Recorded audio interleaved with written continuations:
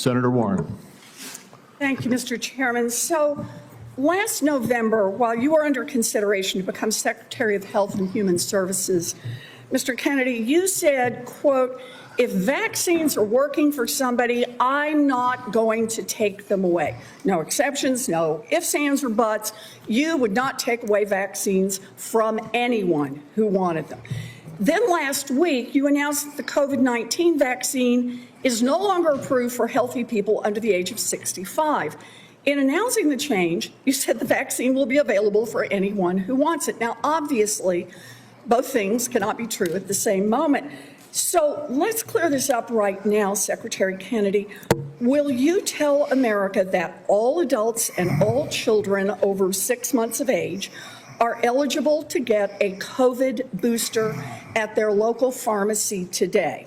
Anybody can get the booster.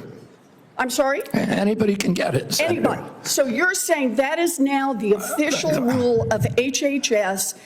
Anybody is eligible to get a booster by just walking into the pharmacy. It's not recommended for healthy people. No.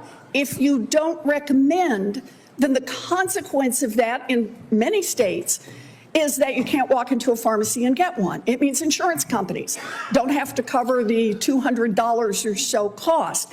As Senator Dr. Cassidy said, you are effectively denying people vaccines. We're not going to recommend a product for which there's no clinical data for that indication. Is that what I should be doing? What you should be doing is honoring your promise that you made when you were looking to get confirmed in this job. You're going like this. And that is, you promised that you would not take away vaccines from anyone who wanted them. You just changed the classification of the COVID vaccine. I'm not taking them away from people, Senator. It takes it away if you can't get it from your pharmacist. Well, most Americans are going to be able to get it from their pharmacy for free. Most Americans will be able to get it from their pharmacy for free. The question is everyone who wants it. That was your promise, No, I didn't. I never promised that I was going to recommend products for which there is no indication. When you said... And I know you've taken $855,000 from pharmaceutical companies, Senator. Did you hold up a big sign saying that you were lying when you said that? Because you are the one who said you would not take them away. Now, Senator Kennedy, I'm not taking them away from anybody. Secretary, you want me to indicate a product for which there is no clinical data? Senator, is that what you want? Secretary Kennedy, you said you wouldn't, and now you did. I'm not taking them away. Everybody can get access to them. No, they can't walk into a pharmacy the way they could last month and get access. It depends on the state. It depends on the states. A year ago, but they can still get it. Everybody can get it. Everybody can get it, Senator. So look, let's move on. You clearly are taking away vaccines. I've seen the list for what's coming up next, and that is the agenda for the next CDC vaccine panel. And first up is ratifying your COVID actions. Second is hepatitis B is on the agenda. So should Americans expect you to take away hepatitis vaccine access as well, even though you promised not to? As I said, I'm not taking vaccines away from anybody. Okay, same answer, right? You're just going to deny that when people can't get access, that you're not taking it away. Then let me ask you, is that the same game you're going to play with me? You want me to recommend every product in the world?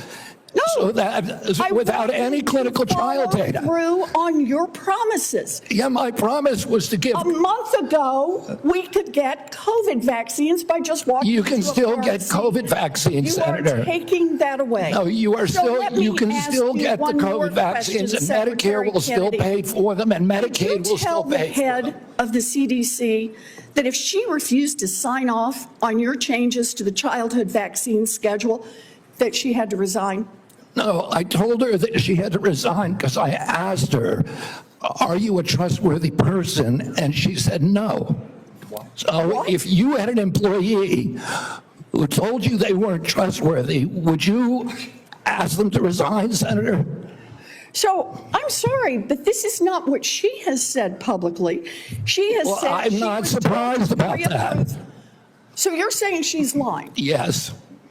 Every conversation I had with her, there And were let me get this witnesses. straight. This is the same person that less than a month earlier, you stood next to her and described her as unimpeachable, and you had full confidence in her, and that you had full confidence in her scientific credentials. And in a month, she became a liar? Is Yeah, that what you you're should saying? ask her what changed. And by the way, a month ago, you were voting against her.